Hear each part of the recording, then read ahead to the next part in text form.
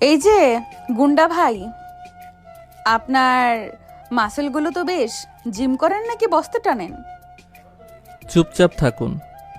আপনার থেকে 3 বছরের ছোট আমি, তাই ভাই ডাকার দরকার নেই। আর মনে রাখবেন, আমি আপনার কিডন্যাপার, জিম ইনস্ট্রাক্টর না। ও মা, বয়সে ছোট কি করে জানলেন? আপনার বান্ধবীদের সাথে যখন কথা বলতেন শুনেছি। আপনার জন্মসাল। ও, তাহলে আমাকে ফলো করতেন? ফলো না করলে কিডন্যাপ করি? তা ফলোটা কই করতেন? আমার ভার্সিটি? না, সেখানে তো যাইনি। আপনার ভার্সিটি চিনি না, তবে রেস্টুরেন্টে বেশ কবার দেখেছি বান্ধবীদের সাথে। আর এই আপনি এত বকবক করেন কেন? কিডন্যাপ করেছি, আপনি ভয় পাবেন? আপনি তো আড্ডা জুড়ে দিছেন। বাবা, আপনাকে ভয় পাবার কি আছে? আপনার কি শিং আছে গুঁতো দিবেন, নাকি দাঁত আছে কামড় দেবেন? আর বয়সে ছোট তা কি হয়েছে? আপনি তো আমাকে বেশ কায়দা করে তুলে এনেছেন। তা নীল সাহেব, আপনার এই সিক্স প্যাক কি শুধুই দেখানোর জন্য, নাকি রশিটা একটু লুজ করতেও পারেন? একদম ফালতু কথা বলবেন না। এখন আপনার বাবাকে ফোন করব। মোটা অঙ্কের টাকা না দিলে আপনাকে এই বনেই মাটি দেব। আরে তাই তো, আমার ড্যাডি তো অনেক রিচ। তাড়াতাড়ি কল করুন, দেরি করছেন কেন? নীল অবাক হলো। কিডন্যাপ হয়ে কেউ এত খুশি হয়? নেন, নাম্বার বলুন। আমারটা দেব? ইয়ার কি হচ্ছে? ফ্লার্টিং করেন আপনি আমার সাথে? সে কাঁপা কাঁপা হাতে অরুণীর বাবার নাম্বারে ডায়াল করলো। ওপাশে ফোন রিসিভ হতেই নীলের গলা শুকিয়ে কাঠ। হ্যালো, হ্যালো চৌধুরী সাহেব, আপনার মেয়ে আমার কবজায় 10 কোটি টাকা নিয়ে। কি? কে তুমি? আমার অন্যিমা কই?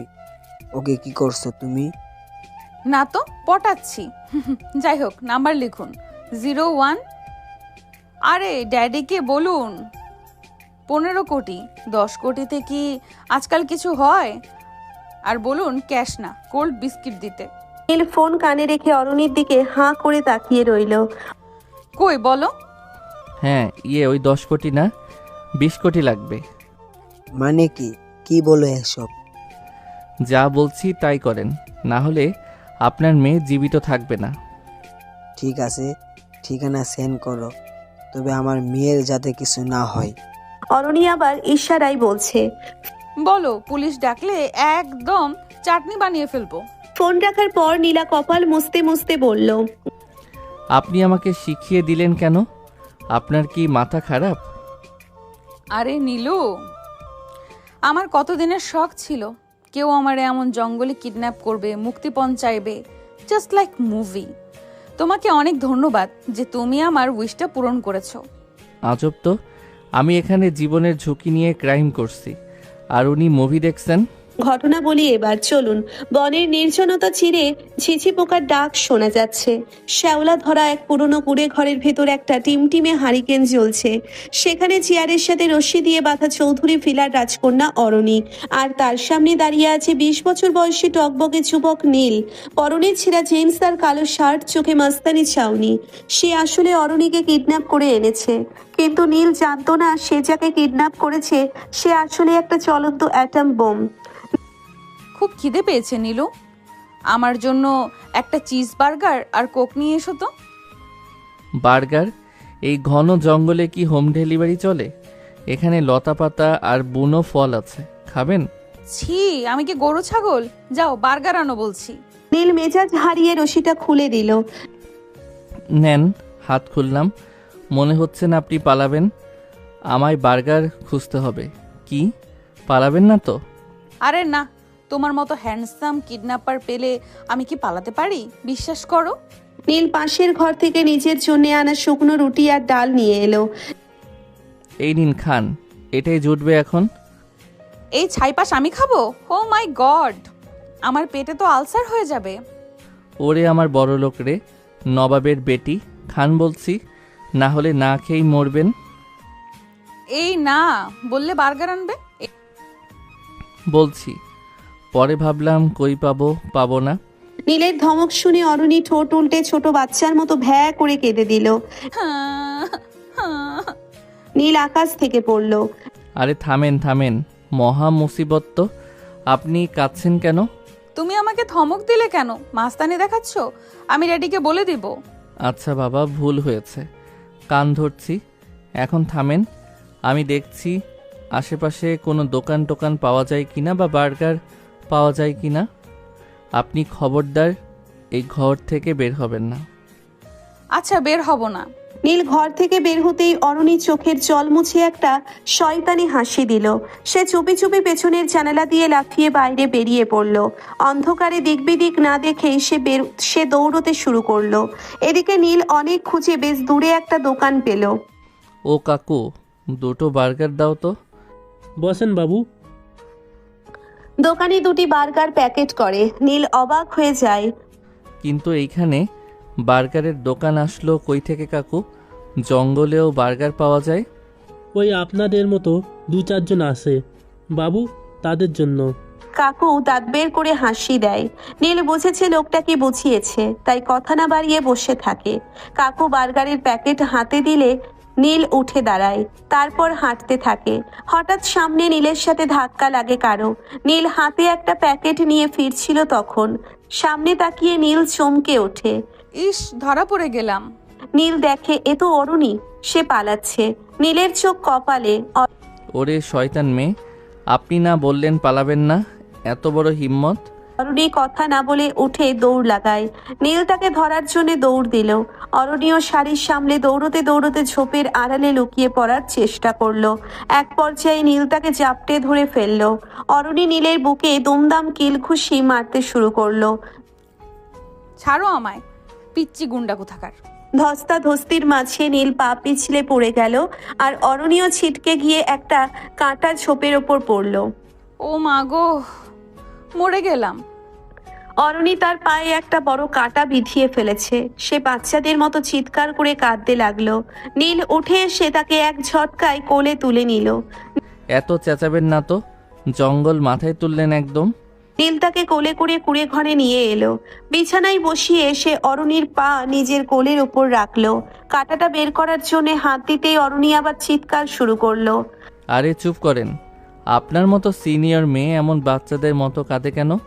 তখন তো খুব ডার্ট দেখাচ্ছিলেন। হুম, লাগছে তো। নীলু প্লিজ আস্তে বের করো।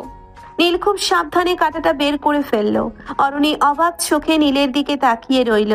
এই দুর্ধর্ষ গুন্ডা ছেলেটার ভেতর এত মায়া লুকিয়ে আছে। নীল নিজের শার্টের হাতা ছিঁড়ে অরুণীর পায়ে ব্যান্ডেজ করে দিল। আপনি যদি না পালাতেন তবে কি এই অবস্থা হতো? কি বলেছিল পালাতে? আমি তো জাস্ট চেক করছিলাম তুমি আমাকে কতটা ভালোবাসো। আই মিন কতটা সিরিয়াসলি কিডন্যাপ করেছো। একটু যদি অ্যাডভেঞ্চার না থাকে চলে। নীল দীর্ঘশ্বাস ফেলে অরুণীর দিকে বার্গারের প্যাকেটটা এগিয়ে দিল। কে বলেছিল পালাতে? নিন, অনেক কষ্টে মাইলখানেক হেঁটে এই ঠান্ডা বার্গারটা জোগাড় করেছি। এবার খেয়ে শান্ত হন রাজকুমারী। অরুণী হাসি মুখে বার্গারে কামড় দিল। অন্ধকার ঘরটা তখন দুই অসমবয়সী মানুষের খুনসুটি আর এক অদ্ভুত ভালো লাগায় ভরে উঠল। নীলের মনে হলো এই কিডন্যাপটা তার জীবনের সবচেয়ে মধুর ভুল হতে চলেছে। কুঁড়ে ঘরের ভেতর তেলের হারিকেনটা মৃদু আলো ছড়াচ্ছে। নীল অরুণীর ব্যান্ডেজ করা পায়ের দিকে তাকিয়ে একটা গভীর দীর্ঘশ্বাস ফেলল। তার কিডন্যাপ করার মিশনটা যে এভাবে হাসির খোরাক হবে সে স্বপ্নেও ভাবেনি। অরুণী বার্গারে একটা কামড় দিয়ে মুখটা এমন করলো যেন সে বিষ খাচ্ছে। নীলু, এই বার্গারের প্যাটি তো মনে হচ্ছে জুতার সোলের চেয়েও শক্ত। আর চিজ কই? চিজের বদলে কি এখানে ডালডা দিয়েছে? শুনুন ম্যাডাম, এই জঙ্গলের ধারে যে দোকানে এই বার্গারটা পাওয়া গেছে সেখানে চিজের বদলে যে সাবান দেয়নি, এটাই আপনার ভাগ্য। আর দয়া করে আমাকে নীলু ডাকবেন না। আমি কি আপনার পোষা বিড়াল?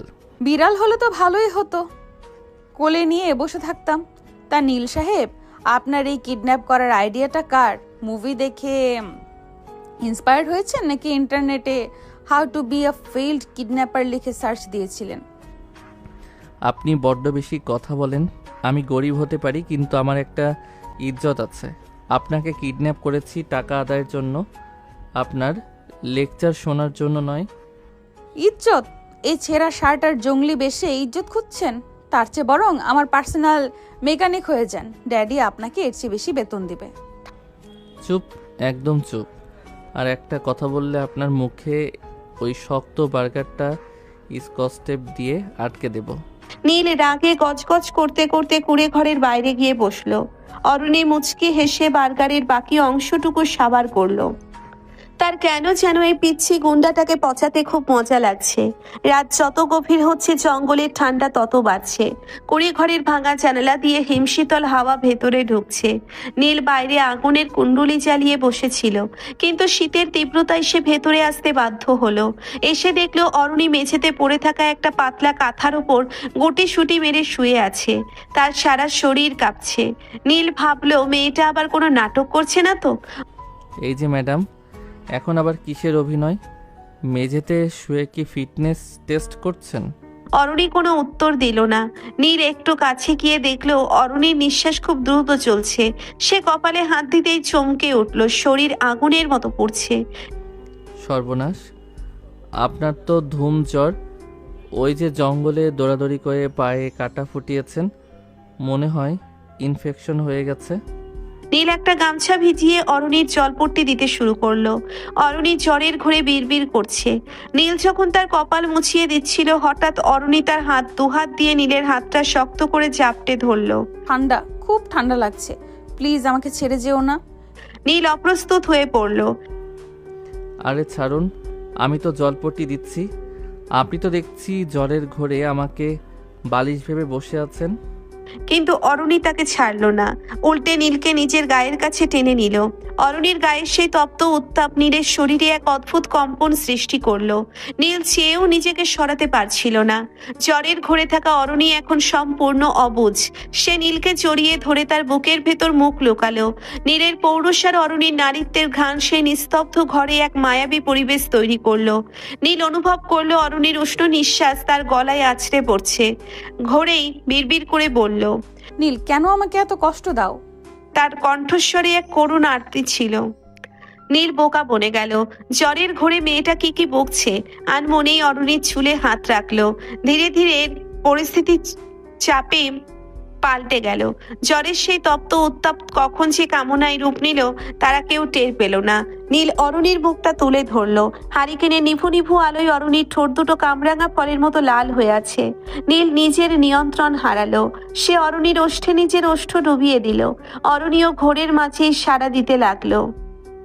দুজনের শরীরের ঘর্ষণ আর তপ্ত নিঃশ্বাস সেই শীতল কুড়ে ঘরকে এক উষ্ণ অগ্নিকুণ্ডে পরিণত করলো। নীলের হাত অরুণীর জামার বোতামগুলো আলগা করতে শুরু করলো। শরীরের প্রতিটি ভাঁজে নীলের আঙ্গুলের ছোঁয়া অরুণীর জ্বরের ঘোরের তৃষ্ণাকে আরো বাড়িয়ে দিচ্ছিল। নীল খুব সন্তর পরে অরুণীর নমনীয় শরীরকে নিজের করে নিতে শুরু করলো। তাদের মিলন ছিল অনেকটা ঝড়ের মতো, তীব্র, আদিম এবং অনিবার্য। মেঝের সেই সাধারণ কাঁথার উপর তারা একে অপরের মাঝে বিলীন হয়ে গেল। প্রতিটি স্পর্শে ছিল আগুনের আঁচ, আর প্রতিটি নিঃশ্বাসে ছিল নিবিড় পাওয়ার ব্যাকুলতা। কে দীর্ঘক্ষণ ধরে চলা সেই গম্ভীর এবং বিস্তারিত শারীরিক ঘনিষ্ঠতা তাদের দুজনকে ক্লান্তির চরম সীমায় পৌঁছে দিল। শেষে তারা একে অপরকে জড়িয়ে ধরে সেই মেঝের ওপরই গভীর ঘুমে আচ্ছন্ন হয়ে পড়ল। ভোরের প্রথম আলো যখন কুড়ে ঘরের ফুটো দিয়ে ভেতরে ঢুকলো, তখন নীল আর অরুণী একে অপরের বাহুডোরে বন্দি। অরুণীর জ্বর ছেড়ে গেছে, কিন্তু তার গায়ের ওপর নীলের হাত আর নীলের গায়ের ওপর অরুণীর পা অবস্থাটা বড্ড শোচনীয়। প্রথম চোখ মেলল অরুণী। সে দেখলো তার শরীরের অর্ধেকটা অনাবৃত এবং সে একজন কিডন্যাপারকে জড়িয়ে ধরে শুয়ে আছে। অরুণী ফোন কাটলো, চিৎকার দিয়ে উঠলো,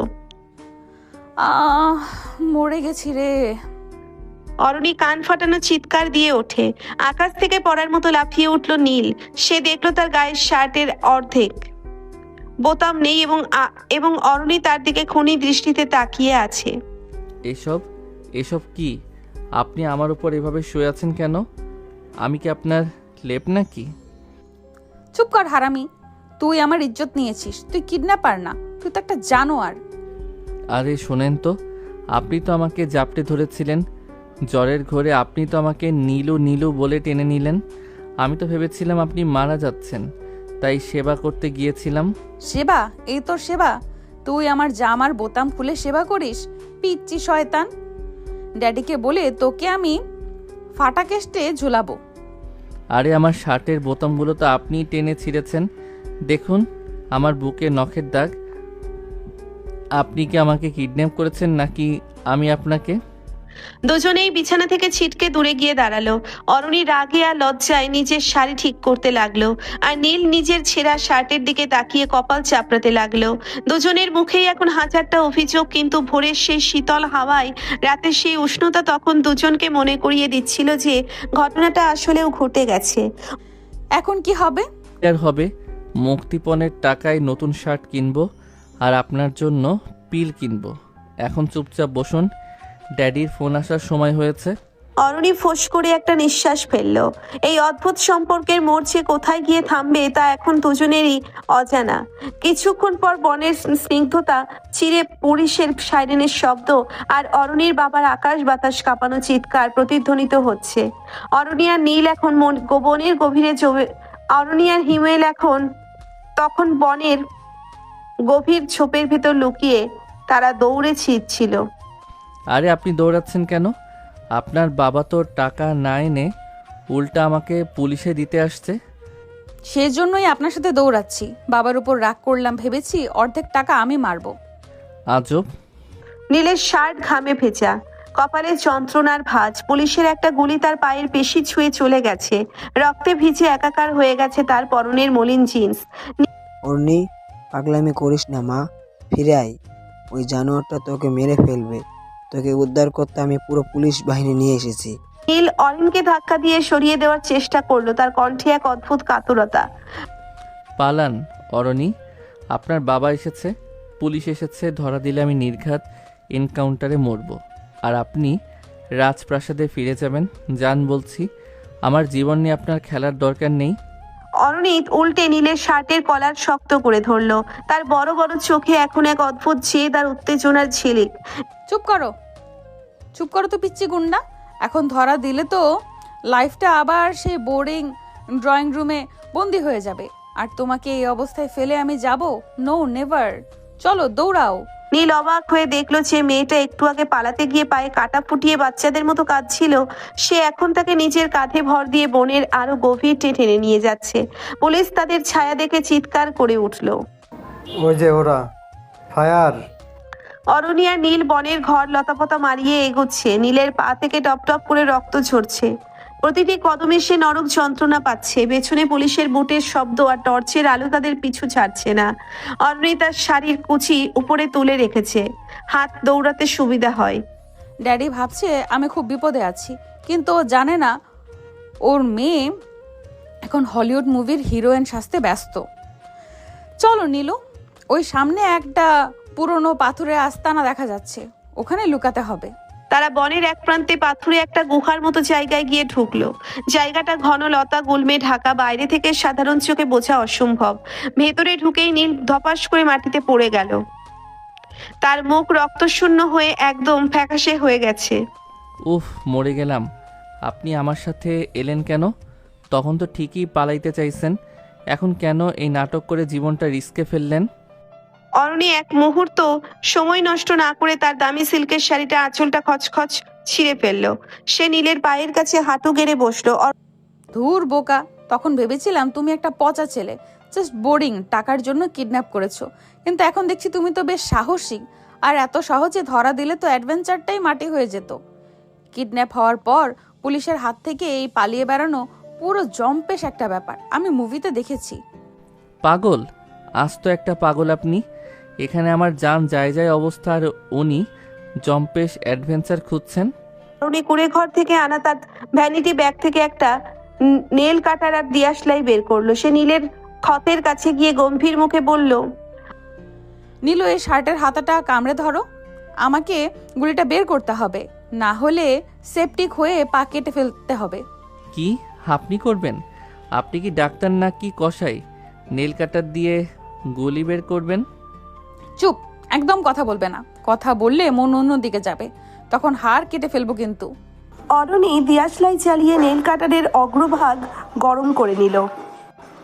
তারপর যেই না সে নীলের ক্ষতের গভীরে ওটা ঢোকালো, নীল গগন বিদারী চিৎকার দিয়ে উঠল।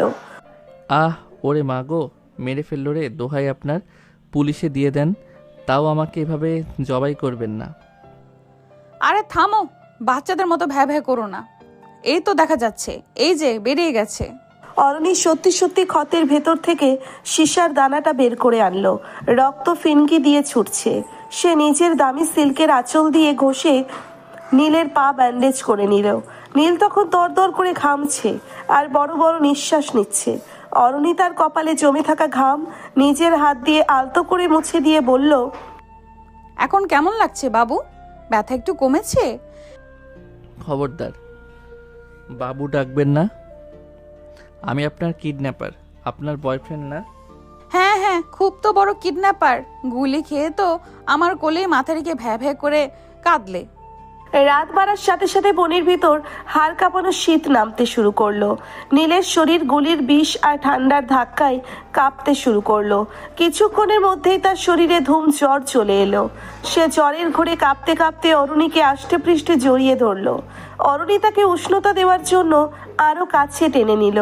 নীলু, তোমার গা তো আগুনের মতো পুড়ছে, আমাকে আরো শক্ত করে ধরো। নীল জ্বরের ঘোরে বিড়বিড় করে, ঠান্ডা, অরণি প্লিজ আমাকে ছেড়ে যেও না, অন্ধকার ভয় লাগে। অরণি দেখলো নীল তাকে পাগলের মতো চাপটে ধরেছে। নীলের শরীরের সেই তপ্ত নিঃশ্বাস অরণির ঘাড়ের কাছে আছড়ে পড়ছে। বনের সে অন্ধকার আস্তানায় পাথরের মেঝেতে তাদের দুজনের শরীরের স্পর্শ এক অন্যরকম মায়ার সৃষ্টি করলো। অরণির ভেতরেও এক নাম না জানা শিহরণ শুরু হলো। সে নীলের মুখটা নিজের দুই হাতের আঁচলায় তুলে নিল। নীল জ্বরের ঘোরের তৃষ্ণায় অরণির ঠোঁটে নিজের ঠোঁট ছোঁয়ালো। অরণি এবার আর নিজেকে নিয়ন্ত্রণ করতে পারল না। সে নীলের বলিষ্ঠ উত্তপ্ত শরীরে নিজের নমনীয়তা সঁপে দিল। বনের সেই নিস্তব্ধ অন্ধকার গুহায় তাদের আদিম আকাঙ্ক্ষা ডানা মেলল। নীল জ্বরের উত্তেজনায় অরণির শাড়ির আঁচল সরিয়ে তার কাঁধে নিজের ঠোঁট ডুবিয়ে নিল। প্রতিটি স্পর্শে ছিল আগুনের আঁচ। অরণি নীলের চুলের ভেতর আঙ্গুল চালিয়ে তাকে আরো নিবিড়ভাবে নিজের সাথে মিশিয়ে নিল। নীল তার পায়ের অসহ্য যন্ত্রণা ভুলে গিয়ে অরণির নারীত্বের নেশায় বুঁদ হয়ে গেল। তাদের মিলন ছিল বন্য ঝড়ের মতো তীব্র, অসংযত এবং ব্যাকুল। নীলের ঘামে ভেজা পেশিবহুল বুক আর অরণির নরম তপ্ত শরীরের ঘর্ষণে সেই অন্ধকার গুহা যেন এক উষ্ণ স্বর্গ হয়ে উঠল। দীর্ঘ সময় ধরে চলা সেই শরীরী খেলায় তারা একে অপরকে সম্পূর্ণ নিঃশেষ করে দিল। কামনার সেই চরম মুহূর্তে বনের হিংস্রতাও যেন থমকে গিয়েছিল। শেষে তারা একে অপরকে নিবিড়ভাবে জড়িয়ে ধরে সেই মেঝের ওপরই গভীর ঘুমে তলিয়ে গেল। সকালে যখন সূর্যের আলো ঝোপের ফাঁক দিয়ে গুহার ভেতরে ঢুকলো, নীলের ঘুম প্রথম ভাঙল। সে দেখলো অরণি তার বুকের ওপর মাথা রেখে অঘরে ঘুমোচ্ছে। গত রাতের কথা সব মনে পড়তেই নীলের মেজাজ চড়ে গেল। সে অরণিকে সজোরে ধাক্কা দিয়ে সরিয়ে বলল, এসব কি? আপনি আবার আমার সুবিধা নিলেন কেন? আপনি কি মানুষ নাকি সুযোগ সন্ধানী ডাইনি? অরণি চোখ ডলতে ডলতে বিরক্ত হয়ে উঠে বসলো। নীলের এমন কথা শুনে আর রাগে তরতর করে সপ্তম আসমানে উঠে গেল। সুবিধা নিলাম মানে? তুমি তো আমাকে জ্বরের ঘোরে জাপটে ধরে আদর করছিলে। আমি তো তোমার সেবা করতে গিয়ে নিজের সব হারিয়েছি, আর এখন আমাকে দোষ দিচ্ছ? সেবা? এই আপনার সেবা? জামা কাপড় খুলে মানুষের ইজ্জত নিয়ে নেওয়া কি সেবা? আপনি বড়লোকের বকে যাওয়া মেয়ে, চরিত্র বলে তো আপনাদের কিছু নেই। আপনি তো স্রেফ মজার জন্য আমার সাথে এসব করেছেন। চরিত্রের কথা তুমি একদম বলবে না। তুমি আমাকে কিডন্যাপ করেছো টাকার জন্য। তুমি তো একটা ক্রিমিনাল। আর গত রাতে যা হয়েছে ওটা তোমার ভালো লেগেছে বলেই হয়েছে। এর আগের দিন তো তুমিও করলে। এখন ধোয়া তুলসী পাতা সেজে আমাকে অপমান করতে এসো না।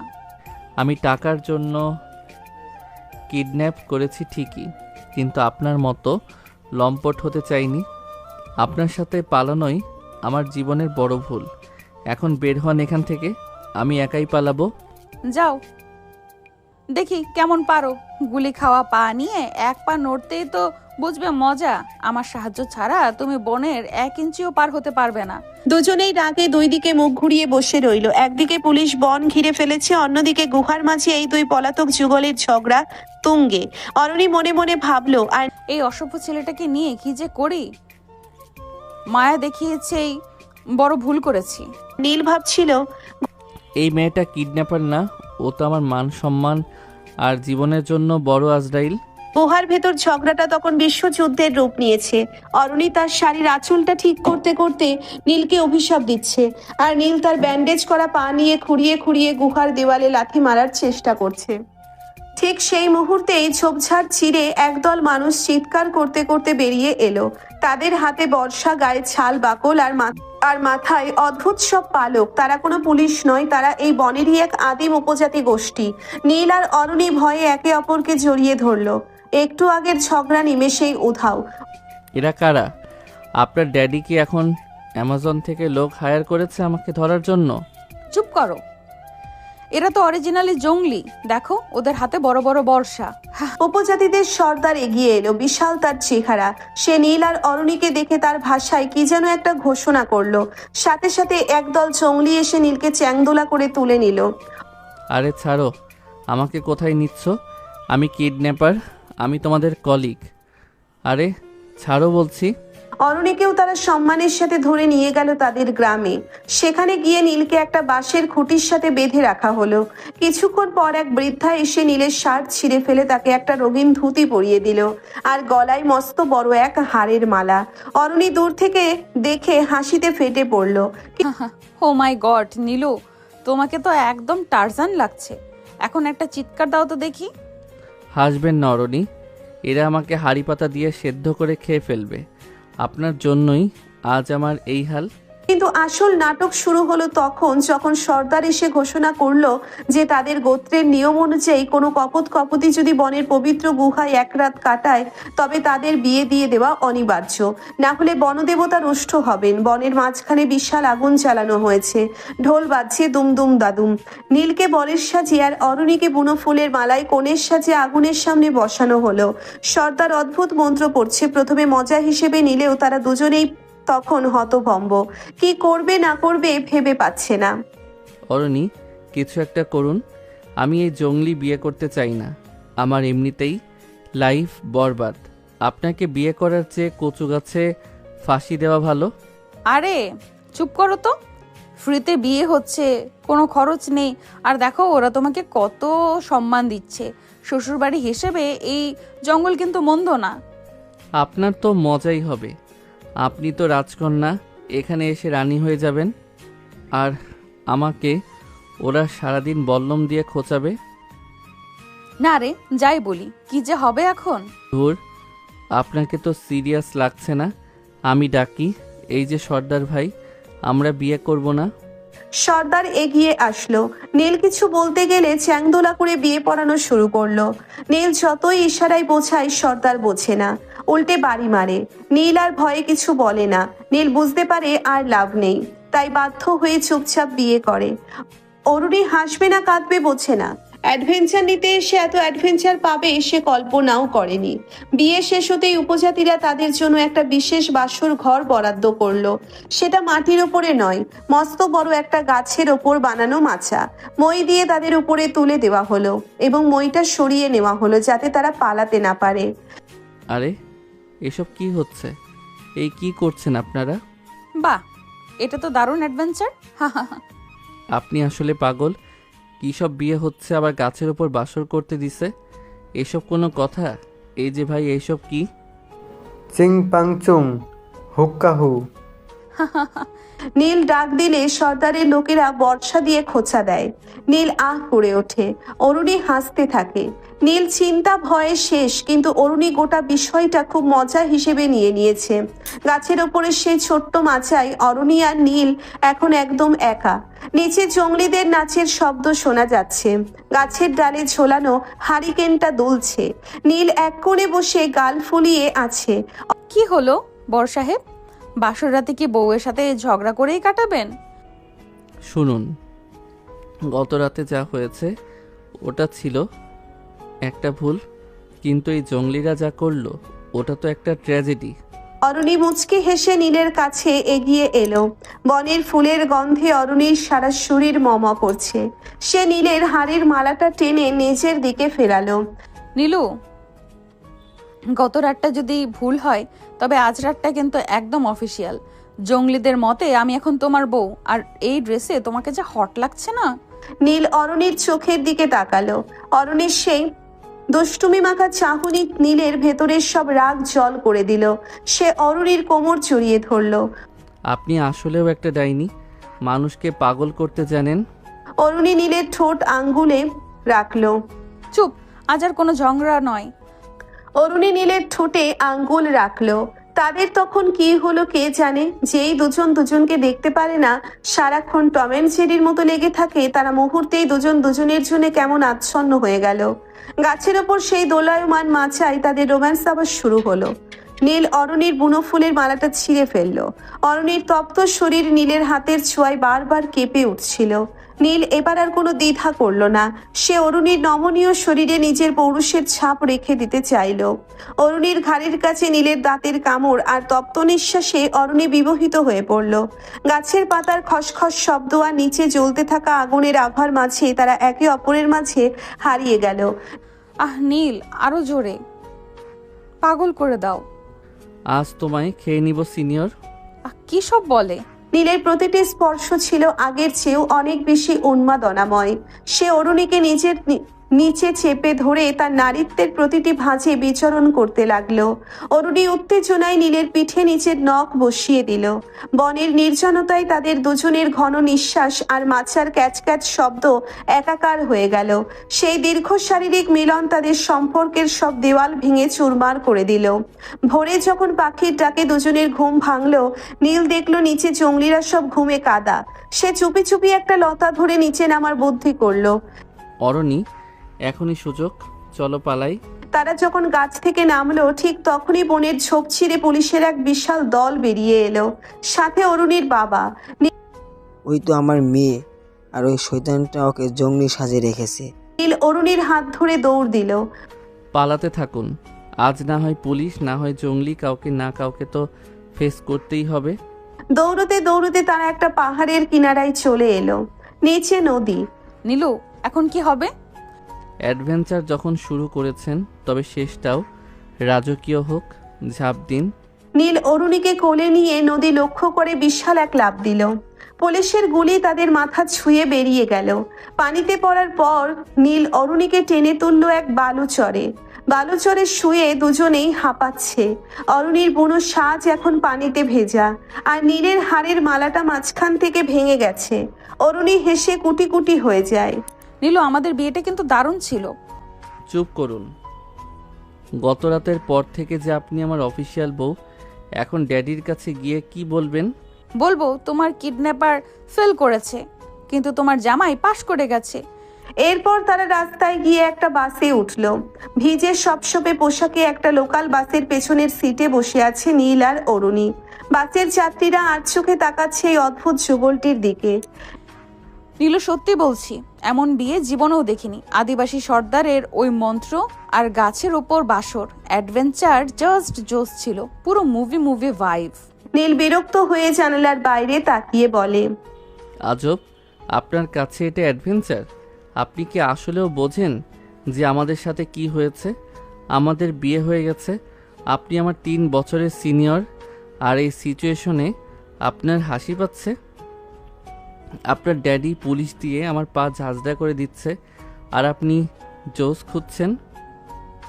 হ্যাঁ, এই যে জুনিয়র বরের সাথে বিয়ে, এটাও তো একটা বিশাল অ্যাডভেঞ্চার। 3 বছরের ছোট বর, মন্দ কি? বেশ কিউট একটা ব্যাপার। কিউট? আমার লাইফটা বরবাদ হয়ে গেল আর আপনি কিউট খুঁজছেন? শুনুন ম্যাডাম, এখান থেকে শহরে গিয়ে সবার আগে আমি আপনার সাথে ডিভোর্স নেব। আপনার মতো পাগলি মেয়ের সাথে থাকা মানে নিজের গলায় নিজে ফাঁসি দেওয়া। এই বিয়ে কেউ মানবে না। তোমার সাথে থাকার আমারও বড্ড শখ, তাই না? তবে যা হয়েছে সেটা এনজয় করছি। তুমি বড্ড বেরসিক নীল, সারাক্ষণ শুধু ডিভোর্স করো কেন? আজব, আপনি তো লাইফটাকে বড্ড হেয়ালি বানিয়েছেন। বড় লোকের বেটি তো, টাকা আছে, যা ইচ্ছা তাই করছেন। এই বিয়েটা সমাজের কাছে একটা প্রহসন। আমরা কালই সব শেষ করে দেব। শহরে পৌঁছে অরুণীর বাড়ির কাছাকাছি এসে নীল নামলো। অরুণীর বাবা বিশাল গাড়ি নিয়ে তাকে নিতে এসেছেন। নীল ঝোপের আড়ালে দাঁড়িয়ে রইল যাতে কেউ তাকে না দেখে। শুনুন অরণি, এখন থেকে আমরা আলাদা। আপনি আমার প্রাসাদে যান, আমি আমার মেসে এই কয়েকদিনের ঘটনা একটা দুঃস্বপ্ন ভেবে ভুলে যাবেন। কলেজে বা বাইরে কেউ যেন না জানে আমাদের মাঝে কি হয়েছে, বিশেষ করে ওই বিয়ে আর বাসরের কথা। আচ্ছা বাবা, দেব ডিভোর্স। আমারও বড্ড দায় পড়েছে তোমার মতো বোরিং জুনিয়রকে নিয়ে ঘর করার। কিন্তু আবার কোথাও আমাকে দেখলে যেন না চেনার ভান করো না। তবে খবর আছে, তুমি কিন্তু কিউট আছো। পাগল নাকি? অরুণী গাড়িতে উঠে গেল। নীল একটা দীর্ঘশ্বাস ফেলে নিচের মেসের দিকে হাঁটা দিল। তার মনে হলো যাক, আপদ বিদায় হয়েছে, এখন আবার শান্তিতে ক্লাস করা যাবে। পরদিন সকালে নীল কলেজে এসেছে। তার পায়ে ব্যান্ডেজ, হাতে হালকা চোট। বন্ধুদের সাথে ক্যান্টিনে আড্ডা দিচ্ছে। নীল তার কিডন্যাপারের ঘটনাটা এমনভাবে সাজিয়ে বলছে যেন সে একাই বনের সব বিপদ জয় করেছে। বুঝলি দোস্ত, জঙ্গলটা একদম ডেঞ্জারাস ছিল। আমি একাই 10টা গুন্ডার সাথে লড়েছি, তারপর কোনো মতে পালিয়ে এসেছি। ঠিক তখনই কলেজের গেটে একটা সাদা রঙের অডি এসে থামলো। গাড়ি থেকে নামলো এক গ্ল্যামারাস তরুণী, পরনে দামি সালোয়ার কামিজ, চোখে সানগ্লাস। কলেজের সব ছেলে হাঁ করে তাকিয়ে আছে। নীল তাকিয়েই চমকে উঠল। তার হাতের চায়ের কাপটা টেবিলের উপর পড়ে গেল। ওত্তরি, এই মাল এখানে কেন? এর তো এখানে আসার কথা না। আরে নীল, তুই এই মেয়েকে চিনিস নাকি? উনি তো অরণি আপু, আমাদের 3 ব্যাচ সিনিয়র। হ্যাঁ রে, অনেক বড় লোকের মেয়ে, চৌধুরী গ্রুপের একমাত্র উত্তরাধিকারী। কলেজে খুব একটা আসেই না, কিন্তু আজ হঠাৎ কেন এলো কে জানে। হেব্বি লাগছে না? নীল বুঝতে পারলো বিপদ আসন্ন। সে টেবিলের নিচে লুকানোর চেষ্টা করলো। তোরা বলিস আমি এখানে নেই, আমি পালাই রে। কিন্তু কেন? 1 মিনিট, তোরা দুজনকে চিনিস? আপাতত কথা বলিস না। কিন্তু অরুণীর চোখকে ফাঁকি দেওয়া অসম্ভব। অরুণী চশমাটা কপালে তুলে চারিদিকে তাকালো এবং নীলকে দেখেই একটা পৈশাচিক হাসি দিল। সে সোজা নীলের টেবিলের সামনে চলে এলো। ওই যে হিরো, কোথায় লুকানোর চেষ্টা করছো নীল? নীল সোজা হয়ে দাঁড়িয়ে একটা কৃত্রিম হাসি দিল। তার বন্ধুরা অবাক চোখে দুজনের দিকে তাকাচ্ছে। নীল দাঁত চেপে বন্ধুদের উদ্দেশ্যে বলছে, যা তুই শেষ, দেখে ফেলেছে। আরে অরণি আপু, আপনি এখানে কেমন আছেন? মানে আপনি তো বড় মানুষ, আমাদের মতো ছোটদের টেবিলে কেন? ওফ, কি বলি, এই কলেজে কেন আপনি? আরে নীলু, তুমি তো ফর্মাল হয়ে গেলে কবে থেকে? জঙ্গল থেকে ফেরার পর কি আমাকে ভুলে গেছো? ও মা, পা দেখি ব্যান্ডেজ করা, খুব লেগেছে বুঝি? আর এখানে তো আমি পড়ি, কিন্তু তুমি এখানে? নীল মনে মনে বিড়বিড় করলো। ভুলবো কি করে? ডাইনি তো আমার রক্ত চুষে খেয়েছে, কিন্তু বন্ধুদের সামনে সে তো আর বলতে পারে না যে এই মেয়ে আমার জঙ্গলি বউ। আসলে আপু, উনি দয়া করে আমার মতো গরিবকে একটু হেল্প করেছিলেন। জঙ্গলে পথ হারিয়ে ফেলেছিলাম তো। উনি বড় মানুষ, বড়দের তো বড় মনে হয়। তা আপু, আপনার বাবার সেই বিশাল ডগটা কেমন আছে? আপনার মতোই কি চেঁচায়? বন্ধুরা অবাক হয়ে নীলের দিকে তাকালো। অরুণী আপুকে এভাবে পচানোর সাহস কারো নেই। নীলু, বেশি কথা বলছো কিন্তু। তুমিই তো বললে খুব বীরত্ব দেখিয়েছো। তা ওই যে রাতে আমাকে আমার কোলে মাথা রেখে কাঁদলে ভ্যা ভ্যা করে, ওটা বন্ধুদের বলনি? নীলের ইজ্জত তখন পাংচার হওয়ার দশা। আরে না না আপু, মজা করছেন। উনি তো খুব রসিক মানুষ। তা আপু, আপনি 3 ব্যাচ সিনিয়র, আপনার না এখন হবু জামাইয়ের সাথে থাকার কথা, এখানে জুনিয়রদের ডিস্টার্ব করছেন কেন? অরুণী নীলের খুব কাছে গিয়ে ফিসফিস করে, জামাই তো আমার সামনে দাঁড়িয়ে পটর পটর করছে। চলো নীলু, একটু লাইব্রেরিতে গিয়ে কথা বলি, নাকি সবার সামনেই ডিভোর্স পেপারটা বের করব? নীল কাঁদো কাঁদো মুখে বন্ধুদের দিকে তাকালো। বন্ধুরা ভাবছে নীল আর অরুণী আপুর মধ্যে বোধহয় বিশাল কোনো ফ্রেন্ডশিপ হয়েছে। বন্ধুরা, আপু আসলে আমাকে পড়াশোনা নিয়ে গাইড করতে চাইছেন। উনি অনেক মেধাবী তো, চলুন আপু জ্ঞান অর্জন করি। নীল মনে মনে ভাবলো, এই ডাইনি কলেজে আসা শুরু করলে আমার মান সম্মান সব যাবে। জঙ্গলই ভালো ছিল, অন্তত সেখানে ইজ্জতটা তো ছিল। অরুণী নীলের টি শার্টের হাতা ধরে টানতে টানতে নিয়ে গেল। নীল ওপর দিয়ে হাসলেও মনে মনে অরুণীকে হাজারটা গালি দিচ্ছে আর ভাবছে এই সিনিয়র বইয়ের হাত থেকে রেহাই পাওয়ার উপায় কি। লাইব্রেরির কোনায় তখন ধুলো জমা পুরনো বইয়ের গন্ধ আর এয়ার কন্ডিশনারের মৃদু গুঞ্জন। নীল আর অরুণী মুখোমুখি বসা। বাইরে কলেজের হাজারটা ছাত্রছাত্রীর কোলাহল, কিন্তু এই কোণায় পরিবেশটা থমথমে। নীল লাইব্রেরির ডেস্কে মাথা ঠেকিয়ে রেখেছে, আর অরুণী একটা হাসি দিয়ে নিজের হাতের নখ দেখছে। নীল সোজা হয়ে বসে অরুণীর দিকে তাকালো। তার চোখের নিচে কালচে ছোপ, মনে হচ্ছে সারা রাত ডিভোর্সের ড্রাফট বানিয়েছে। শুনুন অরণি আপু, এই যে আপনি সবার সামনে এসে নীলু নীলু করছেন, এতে আমার ক্যারিয়ারের 12টা বেজে যাচ্ছে। আপনার বাবা তো আমাকে কিডন্যাপার হিসেবে পুলিশে দিতে চেয়েছিলেন, এখন আপনি কলেজে এসে আমার বউ সাজার নাটক করছেন কেন? বউ সাজার নাটক? নীলু, আমরা তো legally married by the tribal law. জঙ্গলি সর্দার ওই হারের মালাটার কথা কি এত তাড়াতাড়ি ভুলে গেলে? আর আমি তো এখানে তোমার সম্মান বাঁচাতে এসেছি। বন্ধুরা তো ভাবছে তুমি কত বড় হিরো। হিরো না ছাই, আপনি তো সবার সামনে বললেন আমি আপনার কোলে মাথা রেখে কেঁদেছি। আমার বন্ধুরা এখন আমাকে ভ্যা ভ্যা নীল বলে ডাকছে। আপনার মতো সিনিয়র মেয়েদের কি খেয়ে দিয়ে কোনো কাজ নেই? যান না নিজের ব্যাচের ছেলেদের সাথে আড্ডা দিন। নিজের ব্যাচের ছেলেরা বড্ড বোরিং। কেউ আমাকে কিডন্যাপ করার সাহস রাখে না। তোমার মতো পিচ্চি একটা ছেলে যখন আমাকে জঙ্গল দিয়ে দৌড়ানি দেয়, তখন লাইফটা একটু কালারফুল মনে হয়। বাই দ্য ওয়ে, এই ডিভোর্স পেপারটার কি হলো? নীল পকেট থেকে এক দলা মোচড়ানো কাগজ বের করলো। এই যে সব রেডি, আপনি সই করবেন আর আমরা যে যার পথে চলে যাব। ব্যাস, খেল খতম। অরুণী কাগজটা হাতে নিয়ে নেড়েচেড়ে দেখলো। ড্রাফটিং তো বেশ কাঁচা, স্পেলিং মিস্টেকও আছে। তুমি কি মেকানিক নাকি উকিল? আর শোনো, এখন সই করলে আমার ড্যাডি তোমাকে জ্যান্ত পুঁতে ফেলবে। তিনি ভাবছেন আমি এখন সুখে সংসার করার চিন্তা করছি। বিয়ে যেহেতু হয়ে গেছে, বেচারা আর না মারা ছাড়া আর কি করবে বলো? তুমি সই করলে ড্যাডি ভাববে তুমি আমাকে রিজেক্ট করছো। চৌধুরী ভিলার মেয়েকে রিজেক্ট করার মানে কি জানো? নীল ঢোক গেলে। কি কি বলেন? আপনার ওই ডাকাত ড্যাডি মেনে নিল, যার জন্য এত সব হলো? শহরে তোমার হাড়গোড়ও খুঁজে পাওয়া যাবে না। তাই আপাতত এই ডিভোর্স পেপারটা আমার ব্যাগে থাকুক। আমরা কলেজের সামনে শুধু সিনিয়র জুনিয়র আর আড়ালে যুদ্ধবাজ দম্পতি হয়ে থাকবো। কি বলো?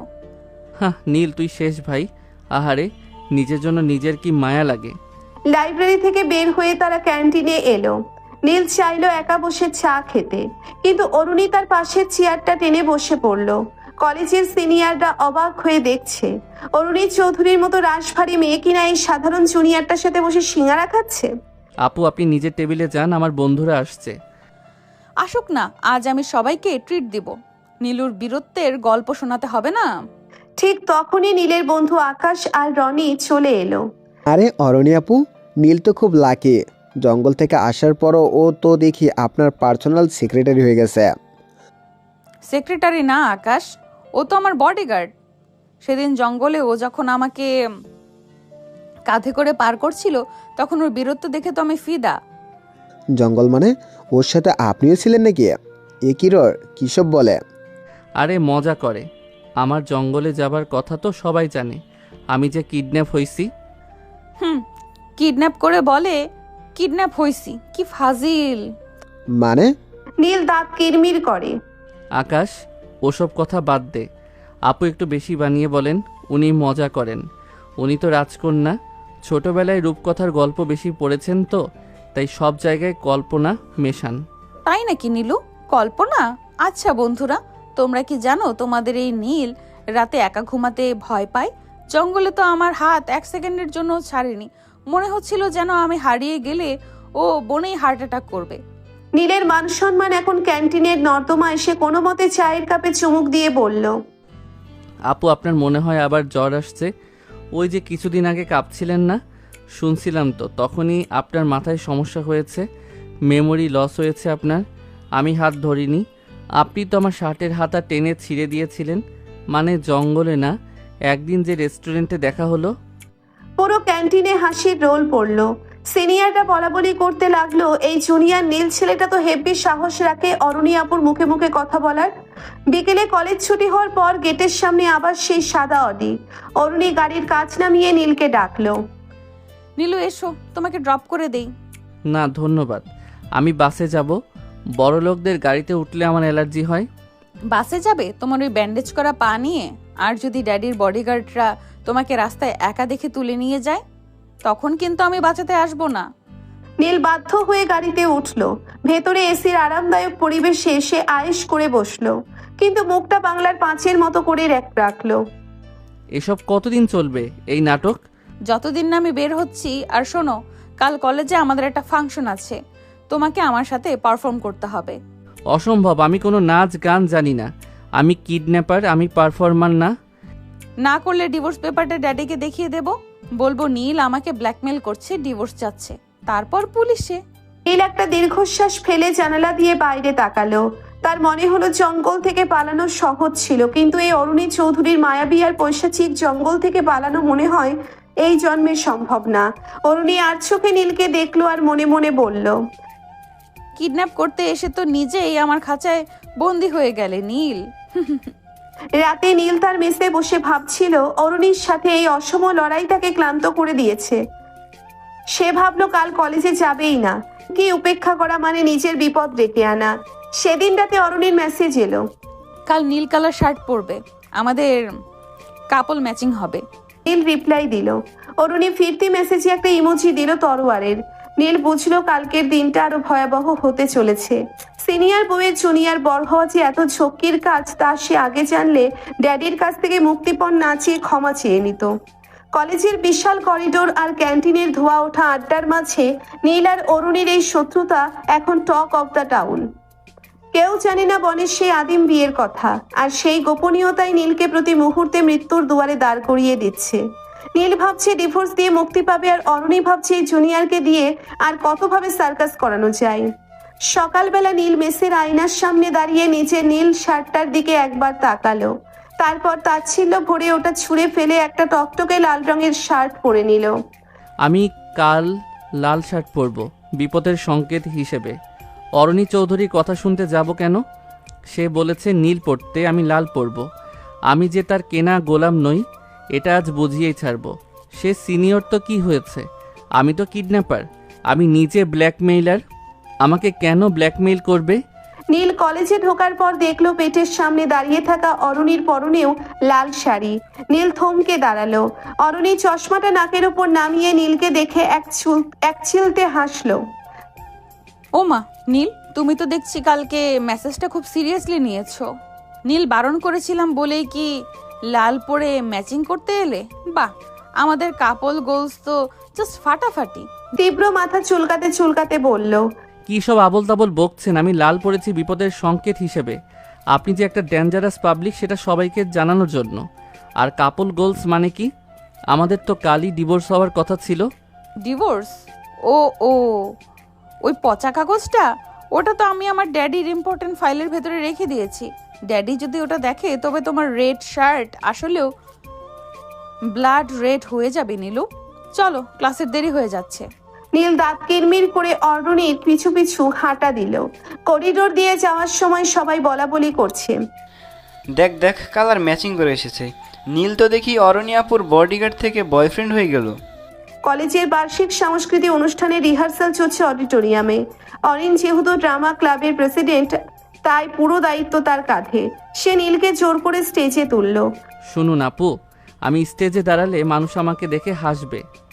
আমার হাতে রেঞ্জ আর হাতুড়ি ভালো মানায়, এই শেক্সপিয়রের ডায়লগ না। আরে ট্রাই তো করো, তুমি হবে রোমিও আর আমি হব জুলিয়েট। চলো শুরু করো। O Juliet, why are you Juliet?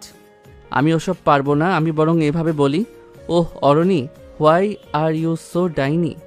আপনার ড্যাডি তো অনেক রিচ, আমাকে কিছু টাকা দিয়ে বিদায় করলেই তো পারেন। এই সস্তা ড্রামা করার মানে কি? অরুণী মাঠে বসে থাকা জুনিয়রদের সামনে চিৎকার করে, সবাই শোনো, আমাদের রোমিও নীল এখন একটা বিশেষ কবিতা আবৃত্তি করবে, যেটাও গত রাতে আমাকে ফোন করে শুনিয়েছে। নীলের তো আকাশ ভেঙে পড়ার দশা। সে কোনোদিন ফোনের ওপাশে অরুণীকে গালি দেওয়া ছাড়া কিছু করেনি। মিথ্যা বলছেন কেন? আমি কবে কবিতা বললাম? আরে ওই যে বললে না, বনের মাঝে কুড়ে ঘর, নীলু আমার আপন বর। সবাই একটা তালি দাও তো নীলের জন্য। পুরো অডিটোরিয়াম হাসিতে ফেটে পড়ল। নীল অপমানে মাটির সাথে মিশে যাচ্ছে। সেই স্টেজের মাইক্রোফোনটা হাতে নিয়ে বলল, আসলে অরণি আপু বড্ড রসিক মানুষ। উনি তো সিনিয়র, তাই জুনিয়রদের পচানো ওনার শখ। আসলে আপু তো একাই রোমিও জুলিয়েট সাজতে পারেন, কারণ ওনার মেকআপ যা ভারী, তাতে ওনাকে জ্যান্ত স্ট্যাচু মনে হয়। অরণির হাসি মুখটা মুহূর্তেই গম্ভীর হয়ে গেল। জুনিয়ররা ফিসফিস করছে। নীল তো দেখি অগ্নগিরির মুখে জল ঢেলে দিল। অরণি উঠে চলে গেল। নীল ঢোক গিলল, রাগিয়ে তব দিল। আবার কোনো বিপদ কে জানে। দুপুরে ক্যান্টিনে নীল এক কোনায় বসে ঠান্ডা সিঙ্গারা চিবুচ্ছে। অরণি এসে তার উল্টো দিকের চেয়ারে বসলো। এবার আর হাসি নেই তার মুখে। নীল, তুমি সবার সামনে আমাকে স্ট্যাচু বললে, আমার মেকআপ নিয়ে কথা বললে, তোমার সাহস তো কম না? সাহস তো আপনিই দিয়েছেন। ওই যে জঙ্গলি সর্দার বলেছিল না, বর বউ সমান সমান। তো আপনি যদি আমাকে পচাতে পারেন, আমি কেন পারবো না? আর শোনো ম্যাডাম, আপনার ওই ডিভোর্স পেপারটা আজই সাইন করে ফেরত দেবেন। আমার এই সিনিয়র বউয়ের ড্রামা আর সহ্য হচ্ছে না। টাকা লাগবে? কত টাকা দিলে তুমি এই ডিভোর্স পেপার নিয়ে মুখ বন্ধ করে চলে যাবে? আমি আপনার টাকা চাই না, আমি আমার শান্তি চাই। আমি চাই আপনি আমাকে আর চিনতে না পারেন। কলেজে আমরা স্ট্রেঞ্জার হব। স্ট্রেঞ্জার? ওই ঘনিষ্ঠ মুহূর্তগুলোর পর আমরা স্ট্রেঞ্জার হব? তুমি আসলেও একটা ইমোশনাল রোবট নীল। নীল চায়ের কাপটা সজোরে টেবিলে রেখে বলে, ঘনিষ্ঠ মুহূর্ত? আপনি সেটাকে কি মনে করেন? ওটা ছিল একটা অ্যাক্সিডেন্ট। আপনি জ্বরের ঘরে ছিলেন আর আমি পরিস্থিতির শিকার। ওটাকে প্রেম ভাবার কোনো কারণ নেই। আমি ওটাকে প্রেম ভাবছি না, ওটা ছিল জাস্ট একটা টাইম পাস। তবে টাইম পাসটা বেশ ইন্টারেস্টিং ছিল, তাই না নীলু? নীল রাগে লাল হয়ে ক্যান্টিন থেকে বেরিয়ে গেল। অরণি বসে বসে তার সিঙ্গারাটা নিজের প্লেটে তুলে নিল। তাদের মাঝে কোনো অনুভূতি নেই, আছে শুধু জেদ আর একে অপরকে ছোট করার এক অদ্ভুত নেশা। বিকেলে লাইব্রেরির পেছনের দিকের আলমারিগুলোর আড়ালে নীল কিছু বই খুঁজছিল। হঠাৎ অরণি সেখানে এসে হাজির। জায়গাটা বেশ অন্ধকার আর নির্জন। আবার কেন এসেছেন? এখানেও কি আপনার কোনো ড্রামা বাকি আছে? ডিভোর্স পেপারটা দিতে এলাম, নাও সই করো। আমাদের আসলেই একসাথে থাকার মানে নেই। নীল কলম বের করে সই করতে যাবে এমন সময় বাইরে থেকে লাইব্রেরিয়ান দরজা লক করার শব্দ শোনা গেল। দুজনে চমকে উঠল। লাইব্রেরি বন্ধ হয়ে গেছে। হলো তো, এবার আপনার সাথে এই অন্ধকার লাইব্রেরিতে রাত কাটাতে হবে। আপনার কপালে কি অশান্তি ছাড়া আর কিছু নেই? অশান্তি না, এটাকে বলে ডেস্টিনি। গত রাতে গুহা, আজ লাইব্রেরি। চলো ওই কোনায় সোফাটায় বসি। অন্ধকারের মাঝে অরুণীর গায়ের সেই পারফিউমের গন্ধ নীলকে আবার সেই বনের রাতের কথা মনে করিয়ে দিচ্ছিল। দুজনে পাশাপাশি বসলো। কেউ কারো দিকে তাকাচ্ছে না, কিন্তু হার্টবিট স্পষ্ট শোনা যাচ্ছে। ঘৃণা করি না, ভয় পাই। আপনার লাইফস্টাইল, আপনার ইগো, সব কিছু আমাকে দম বন্ধ করে দেয়। আমি সাধারণ একটা ছেলে। আমার কাছে জীবন মানে মেকানিক গিরি আর দুবেলা ডাল ভাত। নীল, তুমি আমাকে এত ঘৃণা করো কেন? আর আমার কাছে জীবনের মানে একটা বড় খাঁচা। সবাই আমাকে চৌধুরী ভিলের উত্তরাধিকারী হিসেবে দেখে, কেউ মানুষ হিসেবে দেখে না। শুধু তুমিই আমাকে ধমক দেওয়ার সাহস পেয়েছো। কথা বলতে বলতে অরুণী নীলের হাতের উপর নিজের হাত রাখলো। নীল এবার হাত সরিয়ে নিল না। অন্ধকারে সেই নিস্তব্ধতায় তাদের শরীরের উষ্ণতা আবার বাড়তে লাগলো। কোনো অনুভূতি ছাড়াই স্রেফ শারীরিক আকর্ষণে নীল অরুণীকে নিজের কাছে টেনে নিল। অরুণীও বাধা দিল না। লাইব্রেরির সেই ঠান্ডা মেঝেতে পুরনো বইয়ের স্তূপের মাঝে তারা আবার একে অপরের মাঝে বিলীন হয়ে গেল। প্রতিটি ছোঁয়া ছিল জেদ আর উত্তেজনার মিশ্রণ। দীর্ঘ সময় ধরে চলা সেই শারীরিক নিবিড়তা তাদের আবার বুঝিয়ে দিল যে তারা একে অপরকে যতই অস্বীকার করুক, শরীরের টান তারা উপেক্ষা করতে পারবে না। সকালে লাইব্রেরিয়ান দরজা খুলতেই নীল আর অরুণী আলাদা হয়ে বেরিয়ে এলো। করিডোরে এসেই নীল আবার সেই গম্ভীর হয়ে গেল। কালকের ওটাকেও একটা ভুল হিসেবে ধরে নিন। আমি আপনার ডিভোর্স পেপারে সই করে দিয়েছি, ওটা নিয়ে আপনি চলে যান। আমিও সই করে দেব। তবে মনে রেখো নীল, তুমি আমাকে যতবার ভুল বলবে, তুমি ততবার নিজেকেই ছোট করবে। আমার কেন যেন মনে হচ্ছে আমাদের কিছু একটা কানেকশন আছে। না হলে কেন তোমার কাছেই আসবো? তুমি বা কেন কাছে টেনে নেবে? কিছু নেই। নীল শক্তভাবে কথা বলে হনহন করে হেঁটে ক্লাসে চলে গেল। অরুণী করিডোরে দাঁড়িয়ে রইল। কারো প্রতি কারো কোনো মায়া নেই, কোনো ভালোবাসা নেই। তাহলে কি আছে? আছে শুধু এক অদ্ভুত তৃষ্ণা আর ইগোর লড়াই। নীল আর অরুণীর লাইব্রেরির কাণ্ডের পর ক্যাম্পাসে বাতাস যেন বারুদ হয়ে আছে। নীল এখন নিজেকে আড়ালে রাখার আপ্রাণ চেষ্টা করছে, কিন্তু অরুণীর উপস্থিতি যেন উচ্চ ভোল্টেজের বিদ্যুৎ, যেখানে যায় সেখানেই একটা শক দিয়ে যায়। নীল ভাবছে ডিভোর্স দিয়ে মুক্তি পাবে, আর অরুণী ভাবছে এই জুনিয়রকে দিয়ে আর কতবার সার্কাস করানো যায়। ঠিক এই সময়েই কলেজে এন্ট্রি দিল এক নতুন চরিত্র, যা নীলের শান্ত জীবনে রীতিমতো দাবানল জ্বালিয়ে দিল। সকালবেলা নীল ক্যান্টিনে বসে এক কোনায় অখাদ্য ঠান্ডা সিঙ্গারা চিবোচ্ছিল। পায়ে ব্যান্ডেজটা এখনো আছে, তবে ব্যথা কমেছে। ঠিক তখনই পুরো কলেজের মেয়েদের মাঝে একটা শোরগোল পড়ে গেল। করিডোর দিয়ে মেয়েরা দৌড়চ্ছে যেন শাহরুখ খান কলেজে এসেছে। নীল উকি দিয়ে দেখলো গেটের সামনে একটা চকচকে লাল রঙের লেক্সাস এসে থামলো। গাড়ি থেকে নামলো 6 ফুট লম্বা জিম করা বডির এক তরুণ। পরনে ব্র্যান্ডেড স্যুট, চোখে দামি সানগ্লাস, আর চুলে এত জেল যে মাছি বসলে পা পিছলে পড়ে যাবে। আরে নীল, দেখ, এ তো আরিয়ান, অরণি আপুর বাবার পরম মিত্র চৌধুরী আঙ্কেলের ছেলে। লন্ডন থেকে MBA করে ফিরেছে। ক্যাম্পাসে গুজব ছড়িয়েছে অরণি আপুর সাথে ওর নাকি এঙ্গেজমেন্ট ঠিক হয়ে আছে। নীলের গলার ভেতর সিঙ্গারার টুকরো আটকে যাওয়ার দশা। সে কোনো মতে পানি খেয়ে বিষম খেতে খেতে মনে মনে বলল, এঙ্গেজমেন্ট? ওরে ভাই, আলহামদুলিল্লাহ। ওই ডাইনিকে বিদায় করার জন্য শেষ পর্যন্ত একজন উপযুক্ত গাধা পাওয়া গেছে। লন্ডন রিটার্নড গাধা। যাক, আমার ডিভোর্স পেপার এবার তাড়াতাড়ি সই হবে। কিন্তু আবার যে বলল তার বাবা চায় তার সাথে সংসার করি। কিন্তু নীলের স্বস্তি বেশিক্ষণ টিকলো না। আরিয়ান একগুচ্ছ লাল গোলাপ নিয়ে সোজা অরুণীর কাছে গেল। অরুণীও যেন নীলকে জ্বালানোর জন্যেই আরিয়ানের সাথে খুব বেশি হাসাহাসি শুরু করলো, এবং আরিয়ানের বাহু জড়িয়ে ধরে ক্যান্টিনের দিকেই আসতে লাগলো। অরুণী আর আরিয়ান ক্যান্টিনে ঢুকে ঠিক নীলের পাশের টেবিলটাতে বসলো। অরুণী আজ যেন একটু বেশি গ্ল্যামারাস সেজেছে, যা নীলের চোখে খচখচ করছিল। হাই নীলু, এই যে আরিয়ানের সাথে পরিচয় করে নাও। আরিয়ান, ও হলো নীল, আমার খুব স্পেশাল এক জুনিয়র। ও আমাকে মাঝে মধ্যে বনের জঙ্গলি গল্প শোনায়। ও খুব ভালো গল্পকার, জানো। আরিয়ান নীলের দিকে এমন ভাবে তাকালো যেন নীল একটা রাস্তার ধুলো। ওহ হাই লিটল বয়, অরণি বলছিল তুমি নাকি ওকে একবার জঙ্গল থেকে উদ্ধার করেছিলে। আই মিন, ও পথ হারিয়েছিল আর তুমি লিফট দিয়েছিলে। Good job. এই নাও কিছু টিপস। আরিয়ান পকেট থেকে একটা চকচকে 500 টাকার নোট বের করে তাচ্ছিল্যের সাথে নীলের সামনে রাখলো। নীলের কান দিয়ে তখন গরম ধোঁয়া বেরুচ্ছে। সে নোটটা হাতে নিয়ে দাঁত বের করে হাসলো। ধন্যবাদ স্যার, টিপসটা পেয়ে খুব উপকার হলো। তবে আরিয়ান ভাই, 500 টাকায় তো হবে না। আপনার হবু বউকে বনের কুড়ে ঘরে এক রাত পাহারা দিতে আমার যা মেহনত হয়েছে, তাতে তো এই টাকায় শুধু ওনার মেকআপের একটা তুলিও হবে না। আচ্ছা আরিয়ান ভাই, আপনার কি আইডিয়া আছে কুড়ে ঘরের বাসর কেমন হয়? ওই যে বাঁশের মাচায় যখন ক্যাচ ক্যাচ শব্দ হয় আর জঙ্গলিরা নিচে ঢোল বাজায়।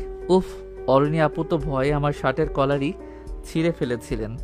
আপনার এই দামি স্যুটের হাতা যেন আবার ছিঁড়ে না যায়, খেয়াল রাখবেন কিন্তু। আরিয়ানের মুখের হাসি মুহূর্তেই উধাও। সে বড় বড় চোখে অরুণীর দিকে তাকালো। অরুণী টেবিলের নিচে দিয়ে নীলের গায়ে কষিয়ে এক লাথি মারলো। নীল যন্ত্রণায় কোকিয়ে উঠলেও হাসি থামালো না। এইসব কি বলছে এই ছেলেটা? আরে ও পাগল, মাথা নষ্ট, জানো না তো ওর কথা। চলো আমরা একটু অন্য পাশে বসি। আরিয়ান আর অরুণী উঠে চলে গেল। নীলের রাতে মাথা ভন ভন করছিল, কিন্তু সে চুপ মেরে বসে। বিকেলে কলেজের লনে আরিয়ান একটা দামি গিটার নিয়ে অরুণীর জন্য ইংরেজি গান গাইছিল। নীল পাশ দিয়ে যাওয়ার সময় জোরে একটা শব্দ করে নাচ ছাড়লো। অরুণী রেগে গিয়ে নীলকে ডাকলো। নীলু, তোমার কি কোনো সেন্স নেই? দেখছো আরিয়ান কত সুন্দর গিটার বাজাচ্ছে, তুমি তো শুধু হাতুড়ি দিয়ে লোহা পেটাতে জানো। একটু কালচার শেখো। হাতুড়ি দিয়ে লোহা পেটালে অন্তত কাজের জিনিস তৈরি হয় আপু। আর আরিয়ান ভাই, আপনার এই গিটারের তারগুলো তো ঢিলে। অরণি আপুর চিল্লানির সাথে ম্যাচ করতে হলে আপনাকে তো ব্যান্ড পার্টি নিয়ে আসতে হবে। আর ওই যে গানটা গাইলেন, ওটা তো ছিল বিরহী গান। অরণি আপু তো বিরহ বোঝে না, সে বোঝে শুধু কমান্ড করা। আরিয়ান ভাই, রাতে ঘুমানোর আগে হেলমেট পরে ঘুমাবেন। কখন যে উনি আপনার উপর চড়াও হন ঠিক নেই। আরিয়ান গিটার রেখে উঠে দাঁড়ালো। অরণি, এই অসভ্য মেকানিক ছেলেটাকে তুমি এত মাথায় তুলছো কেন? ও কি তোমার চাকর? ও আমার জুনিয়র বড়, জুনিয়র ভাই। নীলু, তুমি বড্ড বেশি মুখ চালাচ্ছ কিন্তু। মুখ তো চালাবই। আরিয়ান ভাই, একটা গোপন কথা বলি, অরণি আপু কিন্তু বনের জঙ্গলি সর্দারের খুব পছন্দের পাত্রী।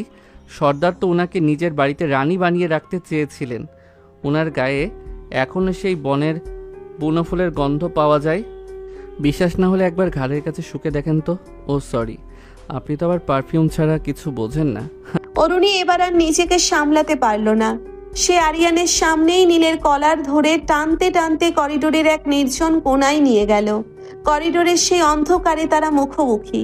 নীল দেওয়ালের সাথে ঠেস দিয়ে দাঁড়িয়ে আছে, আর অরুণী তার বুকের ওপর দুহাত দিয়ে চাপ দিয়ে রেখেছে। নীল, তুমি বড্ড বেশি মুখ চালাচ্ছ কিন্তু। তুমি কি আমার জীবনটা তছনছ না করলে শান্ত হবে না? কেন আরিয়ানের সামনে ওসব উল্টাপাল্টা বললে? কেন? আরিয়ান ভাইয়ের দামি স্যুট দেখে খুব মায়া লাগছে। আপনার তো আবার অ্যাডভেঞ্চার খুব পছন্দ।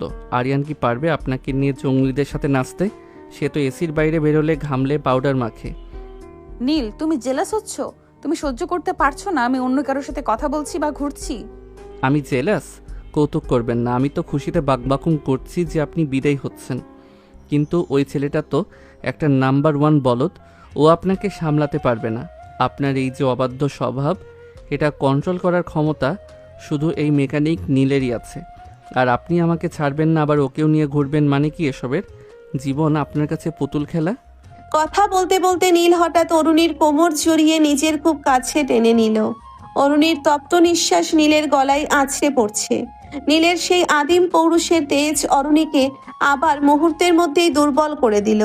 অরুণী মনে মনে বলল, তোমাকে জ্বালাতেই তো এসব করছি। তাদের মাঝে কোনো প্রেম নেই, কিন্তু এক তীব্র শারীরিক আকর্ষণ যেন আগ্নেয়গিরির মতো ফেটে পড়ল। নীল অরুণীর কানের কাছে মুখ নিয়ে ফিসফিস করল, আরিয়ান কি জানে আপনার পিঠের ওই ছোট তিলটার কথা? নাকি ওটা দেখার এবং ছোঁয়ার একমাত্র অধিকার জঙ্গলি বনের সেই বর নীলরি আছে? অরুণী কাঁপতে কাঁপতে বলল, নীল ছাড়ো, ডিভোর্স তো হয়েই যাবে, এসব করে কি লাভ? ডিভোর্স পেপারে সই করেছি মানে এই নয় যে আমার হাতের ছোঁয়া আপনার শরীর ভুলে যাবে। আপনি না আমাকে ছাড়তে চান না, তবে আমি কেন ছুবো না? আমাকে ছেড়ে দিন, আমিও ছুবো না, ছেড়ে দেব। কোনো অনুভূতি ছাড়াই শ্রেয় আরিয়ানকে হারানোর জেদ আর নিজের অধিকার প্রতিষ্ঠার তৃষ্ণা থেকে নীল অরুণীকে চাপটে ধরল। করিডোরের সেই অন্ধকারে তারা আবার একে অপরের মাঝে উথাল পাথাল হয়ে গেল। প্রতিটি স্পর্শে ছিল দখলদারিত্বের লড়াই। নীল যেন আজ অরুণীকে বুঝিয়ে দিল যে সে যত বড়লোকের মেয়েই হোক না কেন, নীলের ছোঁয়ায় সে আজও সেই বনের অদম্য মেয়েটাই রয়ে গেছে। দীর্ঘক্ষণ ধরে চলা শারীরিক ঘনিষ্ঠতার শেষে নীল অরুণীকে ছেড়ে দিয়ে নিজের শার্টের কলার ঠিক করলো। পরদিন সকালে অরুণী ক্লাসে এলো, কিন্তু তার চোখে মুখে কাল রাতের সেই রেশ স্পষ্ট। আরিয়ান আবার ফুল নিয়ে ক্যান্টিনের সামনে দাঁড়িয়েছিল। নীল পাশ দিয়ে যাওয়ার সময় আরিয়ানকে একটা জোরে ধাক্কা দিয়ে চলে গেল। আরে আরিয়ান ভাই, সাবধানে, আপনার হাত থেকে তো ফুলগুলো নর্দমায় পড়ে গেল। আসলে কি জানেন, কিছু ফুল শুধু বাগানেই সুন্দর লাগে, কারো হাতে গেলেই শুকিয়ে যায়। বিশেষ করে যে ফুল অলরেডি অন্য কেউ পেরে গন্ধ নিয়ে নিয়েছে, সেটা দিয়ে আর পূজা হয় না ভাই। আরিয়ান কিছু বুঝতে না পেরে বোকার মতো দাঁড়িয়ে রইল। অরুণী দূর থেকে নীলের দিকে তাকিয়ে একটা রহস্যময় হাসি দিল। সে বুঝতে পারছে নীল মুখে যতই ডিভোর্সের কথা বলুক, সে অরুণীকে এত সহজে অন্য কারো হাতে ছাড়বে না। অরুণী নীলের কাছে আসলো। নীলু, কাল বিকেলে আমাদের বাড়িতে এসো। ড্যাডি তোমাকে ডেকেছেন, ডিভোর্স পেপার নিয়ে ফাইনাল কথা হবে। যাবো আপু, তবে ড্যাডিকে বলবেন আমি ডিভোর্সের বদলে মুক্তিপণ হিসেবে ওনার মেয়েকে সারা জীবনের জন্য কিডন্যাপ করে রেখে দিতে পারি। একদম ফ্রি সার্ভিস। পুরো কলেজ স্তব্ধ হয়ে গেল নীলের এই দুঃসাহস দেখে। অরুণী হাসতে হাসতে অডিতে উঠে চলে গেল। সবাই কানাঘোষা করছে। এরা কি বয়ফ্রেন্ড গার্লফ্রেন্ড না হাজব্যান্ড ওয়াইফ? কি বলে এরা এসব? কেন হবে না? আমাদের নীল কম নাকি? সত্যি কি ওদের মাঝে কিছু আছে? নীল মনে মনে হাসলো। ঝগড়া, পচানি আর এই বিচিত্র দৈহিক আকর্ষণের মাঝে জীবনটা আসলেও দারুণ অ্যাডভেঞ্চার হয়ে উঠেছে। চৌধুরী ভিলার বিশাল গেটের সামনে দাঁড়িয়ে নীল নিজের লাল শার্টের কলারটা একবার ঠিক করে নিল। পকেটে সেই ভাঁজ করা ডিভোর্স পেপার। নীল ভাবলো আজই সব শেষ, আজই মুক্তি। কিন্তু সে জানতো না চৌধুরী ভিলার অন্দর মহলে তার জন্য ডিভোর্সের বদলে এক বিশাল ফাঁদ পেতে রাখা হয়েছে। নীলকে ড্রয়িং রুমে বসিয়ে রাখা হয়েছে। অরুণীর বাবা চৌধুরী সাহেব গম্ভীর মুখে নীলকে দেখছেন। নীল, আমি তখন রেগে তোমার সাথে খারাপ আচরণ করছি আর শ্যুট করেছি। I am sorry. অর্ণি বলে যে তুমি নাকি খুব ভালো ছেলে, জঙ্গল থেকে ওকে উদ্ধার করছো। আরিয়ান আমাদের পার্টনারের ছেলে, ওর সাথে অর্ণির বিয়ে ঠিক। কিন্তু আরিয়ানের একটা সত্য, অন্যকে 1 মাস সংসারের সব কাজ শিখতে হবে। আর আমি চাই তুমি এখানেই থাকবে আমাদের গেস্ট হিসেবে, যাতে অন্য তোমার কাছ থেকে কিছু ভদ্রতা শিখতে পারে। সংসারের কাজ তোমার যে ভালো কে জানবে? তোমরা তো মধ্যবিত্ত, অন্যের তো মা নেই। নীল হাঁ করে তাকিয়ে রইল। ডিভোর্সের বদলে এটা কি? ঠিক মানে আমি এখানে থেকে ওনাকে ট্রেনিং দেব? আমি মেকানিক মানুষ স্যার, আমি তো লোহা পেটাই। ঠিক তখনই অরুণী সিঁড়ি দিয়ে নেমে এলো। তার পরনে একটা ছোট্ট স্কার্ট আর টপ।